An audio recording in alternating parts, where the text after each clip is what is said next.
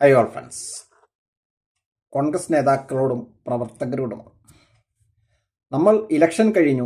ഇനി ഒരു മാസം ഈ കൂട്ടലും കുറക്കലുമാണ് നമ്മുടെ എല്ലാം, മാത്രമല്ല മറ്റുള്ളവരുടെയും ഒക്കെ ചർച്ചകൾ ഇഷ്ടപ്പെടുന്നവരുടെയും ഒക്കെ പ്രധാന വിഷയം ഇത് തന്നെയാണ്. പക്ഷെ നമ്മൾ ഇവിടെ ശ്രദ്ധിക്കേണ്ടത്, ഒരു നേതാവിനെയും ഹൈപ്പ് ചെയ്ത് കാണിക്കേണ്ടതില്ല.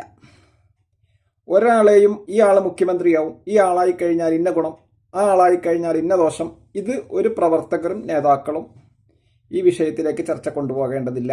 ഒരു നേതാവും മോശക്കാരല്ല.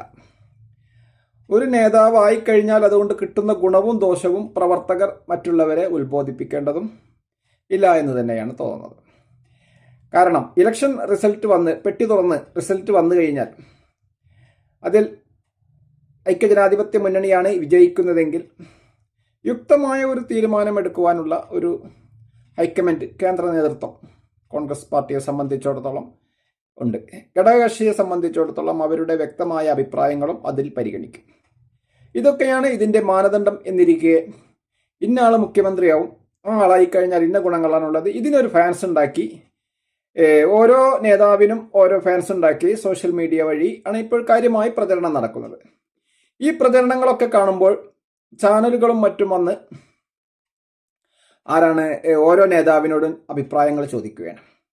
അങ്ങനെ ഓരോ നേതാവും അവരുടെ അഭിപ്രായം രേഖപ്പെടുത്തുകയാണ്.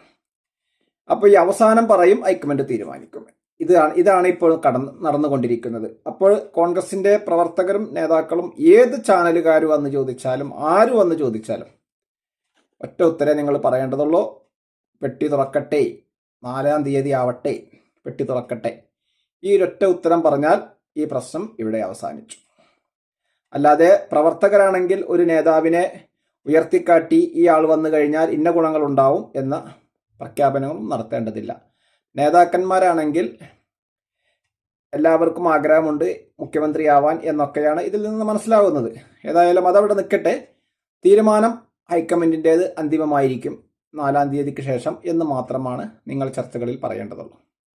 മറിച്ചൊരു തീരുമാനത്തിനൊന്നും പ്രവർത്തകരും നേതാക്കളും ഇപ്പോൾ മുതിരേണ്ടതില്ല എന്ന് തന്നെയാണ് ഇതിൽ വ്യക്തമായ ഒരു കാഴ്ചപ്പാട്.